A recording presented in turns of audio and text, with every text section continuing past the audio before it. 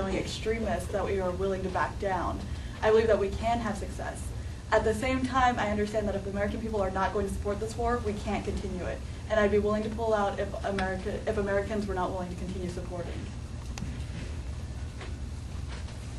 Mayor Giuliani, Vincent Chin from the Davis Enterprise.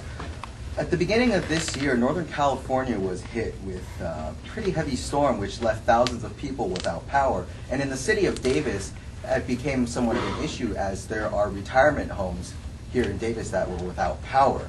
Now, as you were once mayor of New York, you have experience running a city. How would you prevent a situation like this from happening again?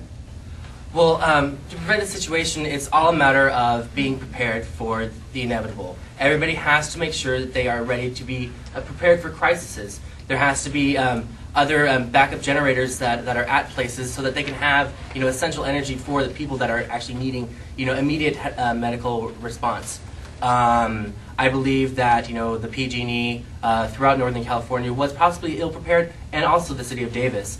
They need to look at more affordable outside energy sources that they could also be using with a storm, like maybe wind power and things like that. That would also be able to help generate some other outsourcing power sources.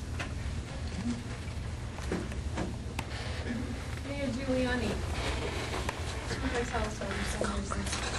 you're known for decreasing the crime rate in New York City by increasing the police force and arresting minor criminals such as vandalism and so forth. Critics say that the crime rate would have gone down either way, as seen in other metropolitan areas. What do you have to say about that? As said earlier, it's great that everybody has their own opinion, but I believe that the way how I ran New York City did show a strong decrease in crime. They can compare it to other cities. However, New York City is now one of the safest metropolitan cities in America and in the world. And we can also look at the fact that New York City is one of the largest metropolitan cities in the world. And so for the crime rate to go down significantly as it did, I believe has to show an effect of my increase in the police force. And it made New York City become one of the more economically booming cities that we have in the world as it is. Congressman Paul, quick question, NBC News. It seems, well, it was reported that you raised about $1.3 million in a matter of days. It's staggering. Yet your coverage in the national media isn't being exposed as opposed to Romney. Could you speak up a little? I'm sorry. Yeah. So my question is, what do you attribute this lack of interest, it seems, by the media in your campaign?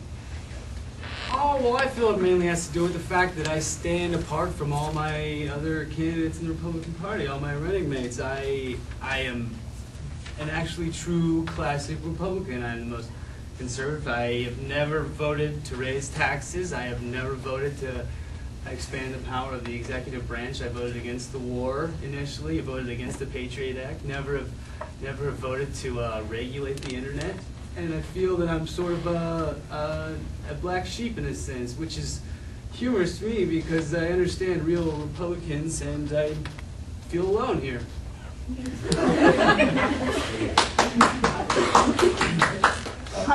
Congressman Paul, once again Maria with NBC News.